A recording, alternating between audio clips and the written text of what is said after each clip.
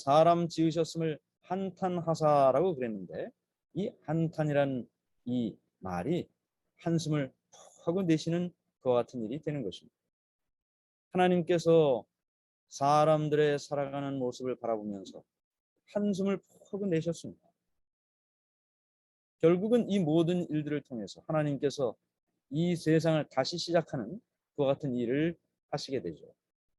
이러한 때에 모든 사람들이 생각하는 것이 다 악하고 모든 사람들이 죄가 가득한 모습 속에 살아갈 때 홀로 하나님을 믿는 믿음 안에서 살았던 당대 의인이고 완전한 사람 노아가 있었습니다.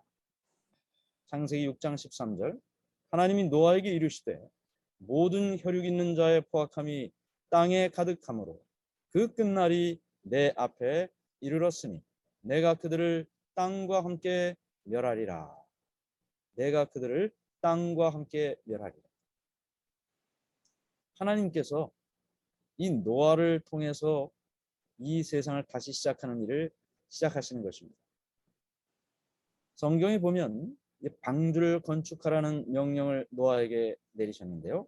창세기 6장 14절 15절, 너는 고페르나무로 너를 위하여 방주를 만들되 그 안에 칸들을 막고 역청을 그 안팎에 칠하라. 내가 만들 방주는 이러하니 그 길이는 300규빗, 너비는 50규빗, 높이는 30규빗이라. 하나님께서 방주를 건축하라고 말씀하셨습니다. 여기 보면 그 길이나 또는 넓이나 높이의 그 치수가 나오는데요. 성경에 이 규빗이라고 이야기하는 이 단위는 지금 여러분들이 이렇게 보시면 손끝에서부터 이 팔꿈치 밑에까지를 이야기합니다. 손끝에서부터 팔꿈치 밑에까지, 그것을 규빗이라고 했어요. 왜냐하면 과거에는 자나 무슨 이렇게 측량할 수 있는 기구가 부족하던 시대 아닙니까? 그래서 그들이 무엇인가 길이를 잴 때의 그 단위를 규빗이라고 했고, 그것을 이 손끝에서부터 팔꿈치까지로 한 것입니다. 그것이 대략 약 45cm에서 50cm 정도 됩니다. 45cm에서 50cm 정도. 근데 그 정도가 이제 한 규빗인데, 그 길이가 300규빗이다. 300규빗. 그리고 넓이는 50규빗이고 높이는 30규빗이다. 이런 크기로 방주를 건축하라고 했어요. 사실 그 당시로서는 굉장히 크고 어마어마한 그런 규모인데, 여기 보면 역청을 그 안팎에 칠하라 했습니다. 역청. 성경에 자주 나오는 이 역청이라는 것은, 여러분 그 아스팔트를 그 도로에 깔 때 까맣게 된 거 혹시 기억하십니까? 아스팔트 할 때. 네. 이 우리가 알고 있는 이 성경 시대의 그 성경 지역은 오늘날의 그 중동 지역이죠. 근데 그 중동 지역에는 원유가 많이 나지 않습니까? 그 아스팔트를 까는 그 까만 것이 이제 그와 같은 재료인데, 방주 안팎으로 이와 같은 것을 칠하는 것은 물이 새어드는 것을 방지하는 특별한 목적이 있는 것입니다. 그걸 다 칠하고 이와 같은 규모로 방주가 건축이 되었습니다. 근데 이 방주가 이렇게 건축된 것을, 성경에 나타난 방주의 건축을 실제 크기로 만든 것을 우리가 보게 돼요. 또 이와 같은 구조로, 이와 같은 그 규모의 구조로 실험을 했어요. 300규빗, 50규빗, 30규빗이라는 이 크기로 말이죠. 그런데 실제로 이렇게 만들어 봤더니 이와 같은 구조로 배를 만들어 띄워 봤더니 복원 안정성, 파랑 안정성, 구조 안정성 의미에서 대단히 안정적이라는 사실을 이 과학자들이 발견하게 됐습니다. 한국 사람들이 다른 거 다 잘하는데 뭘 잘 또 만드냐 하면 배를 잘 만든다. 배. 그래서 조선 사업이 굉장히 발달해 있죠.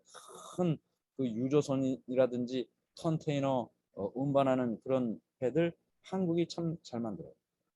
그래서 이 한국에서 그와 같은 실험을 했는데 이 방주가 그와 같은 구조로 만들어졌다는 사실을 증명했습니다.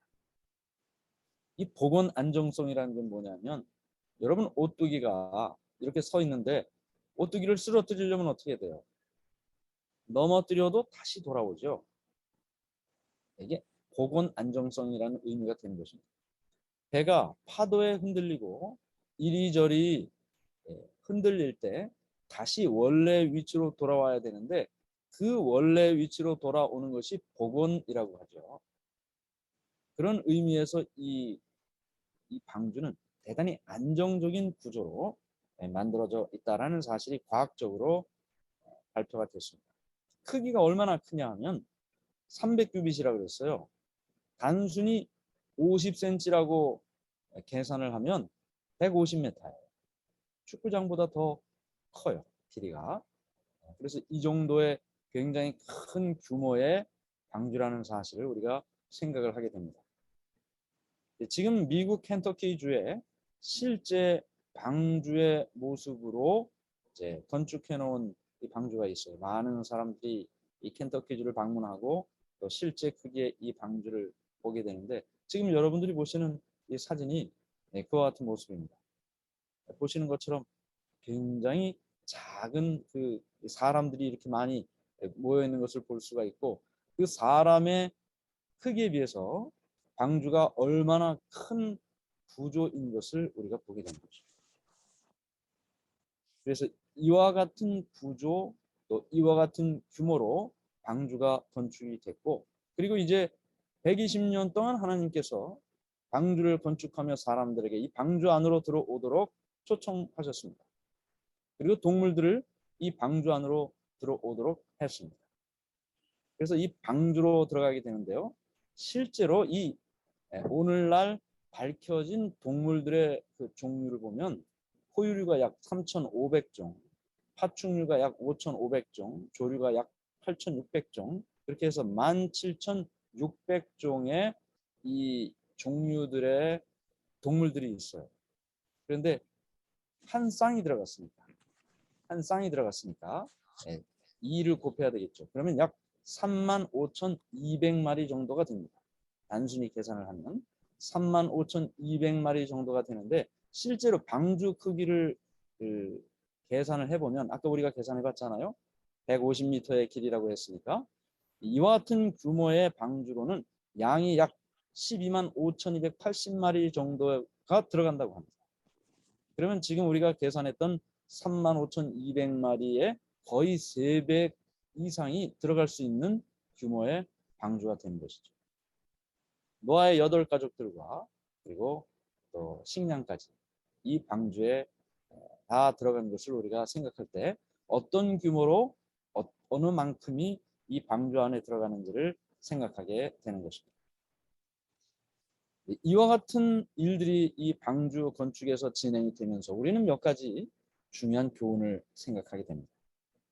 방주 실제 홍수가 나고 홍수가 얼마나 진행이 됐고 홍수 후에 어떤 일들이 진행이 되고는 이제 내일 또 제가 말씀을 드리면서 오늘은 이 방주를 건축하는 노아와 또 사람들 그리고 하나님 사이에 일어난 이 모든 일 속에서 이런 교훈을 우리가 생각을 해보고자 합니다. 첫 번째는 노아의 믿음으로 살아야 된다는 것입니다. 노아의 믿음으로 살자. 창세기 6장 22절에 이렇게 말씀이 기록되어 있습니다. 노아가 그와 같이 하여 하나님이 자기에게 명하신 대로 다 준행하였더라. 하나님이 자기에게 명하신 대로 다 준행하였더라. 여러분 노아는 사실 비를 보지 못하고 살았던 시대의 사람입니다. 비를 보지 못하고 살았던 시대의 사람. 우리야 요즘 같은 시대에 비가 내린다는 말이 흔한 말인데 노아 시대에 비가 내린다는 말은 하늘에서 돌이 떨어진다는 말과 비슷한 말이에요. 한 번도 본 적이 없고 들어본 적이 없는 말입니다. 창조 이후로 이 시대까지는 이 땅의 모든 수분이 안개와 이슬을 통해서 공급되던 그런 시대였습니다. 하늘에서 물이 떨어진다. 이거는 한 번도 일어난 적이 없는 사건이죠. 노아를 비롯해서 그 당시에 살았던 모든 사람들이 하나님께서 말씀하신 홍수가 날 테니 이 방주 안에 들어가 살아야 된다라는 이 말은 현실적으로는 일어나지 않았던 또 상상할 수 없는 그런 일이었던 것입니다. 그런데 노아는 하나님께서 말씀하셨던 그 말씀을 다 준행했다고 했습니다.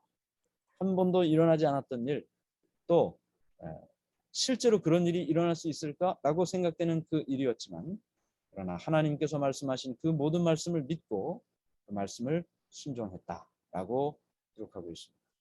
우리가 가인과 아벨의 이야기를 통해서도 배웠습니다. 아벨은 전적으로 모든 것을 순종했고 가인은 부분적으로 순종했습니다. 하나님께 제사도 드렸고 제물도 바쳤지만 하나님의 말씀대로 순종하지 못했습니다. 아벨은 전적으로 순종했던 믿음을 우리가 보았죠. 노아의 믿음도 마찬가지입니다.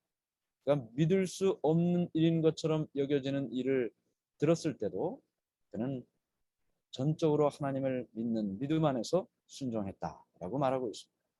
그 다음에 두 번째로 우리가 보는 것은 창세기 7장 16절에 방주 안으로 들어갔을 때의 일입니다. 하나님이 그에게 명하신 대로 들어가매 여호와께서 그를 들여보내고 문을 닫으시니라. 방주의 문이 닫혔습니다. 120년 동안 전도했는데 몇 명이나 전도했습니까? 노아를 포함해서 8가족, 가족들 8가족만 방주 안에 들어가고 아무도 방주 안에 들어가는 사람이 없었습니다. 어떻게 생각하면 이렇게 열심히 했는데도 이런 결과가 나왔나, 실패한 것 아닌가 라는 생각이 들기도 해요. 얼마나 많은 사람들이 이 노아를 조롱하고 모욕을 주고 했겠습니까? 방주 안으로 들어간 다음에 일주일 동안 비가 내리지 않았습니다.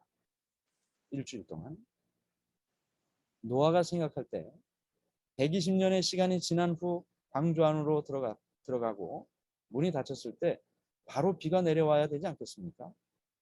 바로 비가 내리고 홍수가 나고 그래야 지금까지 120년 동안 그가 수고한 일의 결과라고 생각하지 않았겠습니까? 그런데 비가 내리지 않았어요. 하루가 지나도 비가 내리지 않았어요. 이틀이 지나도 비가 내리지 않았어요.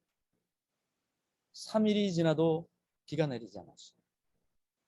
평생을 믿음으로 살고 희생하고 헌신하고 봉사하고 그가 가진 것 다 투자해서 이 방주를 건축했는데 뭐 남겨놓을 게 있겠습니까?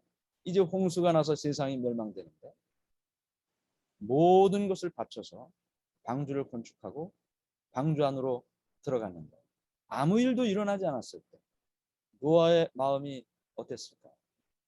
흔들리지 않았을까요? 지나온 믿음에 대한 흔들림이 없었을까요? 위기가 닥쳤을 때 많은 사람들은 흔들리고 때로 의심하기도 합니다. 내가 살아온 길이 맞나? 내가 믿는 하나님이 실제로 존재하시나? 지금 이 길을 끝까지 가는 길이 맞나? 노아의 마음속에 일주일은 그 모든 일들을 뒤로하고 전적으로 하나님을 신뢰하는 시련의 시간이었습니다.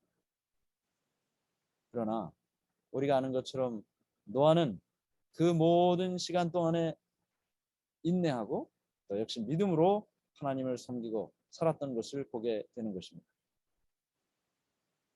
그 다음에 한 가지 더 우리가 생각을 하게 되는 것은 히브리서 11장 4절과 7절에 믿음으로 노아는 아직 보이지 않는 일에 경고하심을 받아 경외함으로 방주를 준비하여 그 집을 구원하였으니 믿음을 따르는 의의 상속자가 되었느니라.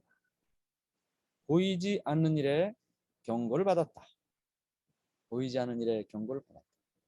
말씀드린 것처럼 비를 본 적이 없는데 비가 내린다는 이야기를 들었습니다. 방주를 건축하라는 말씀을 들었습니다.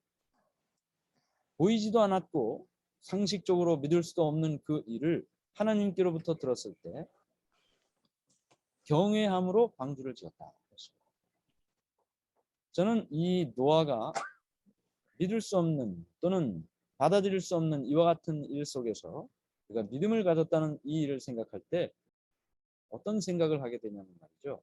그가 믿을 수 없는 상황 속에서 믿을 수 있었던 이유가 무엇일까를 생각하는 것입니다. 여기 경외함으로 방주를 준비했다. 이것입니다.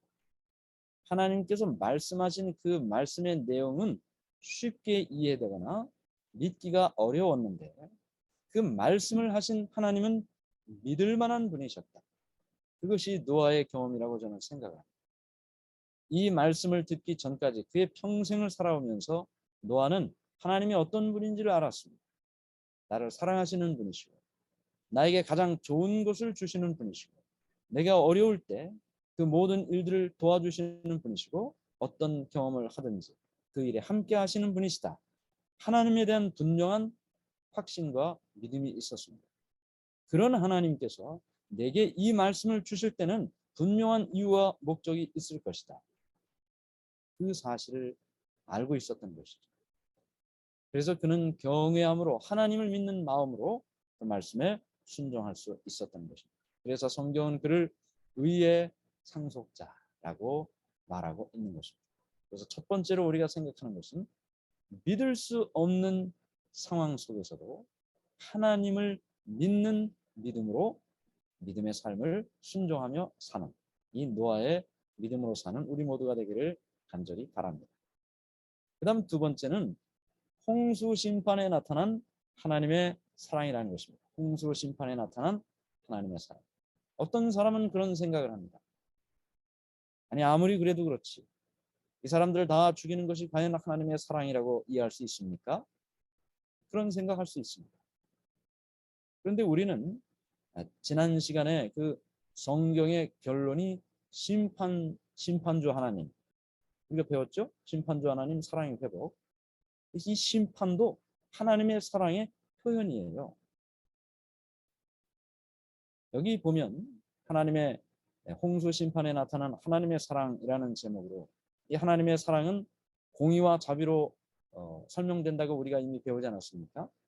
만약에 하나님께서 정말 자비가 없으시고 하나님께서 이 모든 사람들을 그냥 다 없애려는 것만이 목적이었다면 120년이라는 시간을 그들에게 허락할 이유가 없습니다.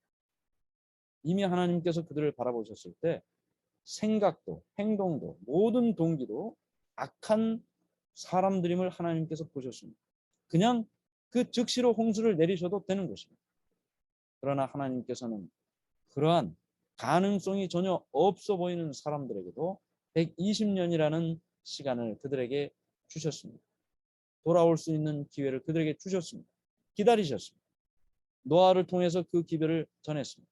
사실 노아가 이 방주를 건축할 때 말이죠. 아까 우리가 사진을 통해서도 봤지만 이 어마어마한 건축을 할 때 어떻게 그 혼자 했겠어요? 어떻게 그 아들 셋과 넷이 했겠어요?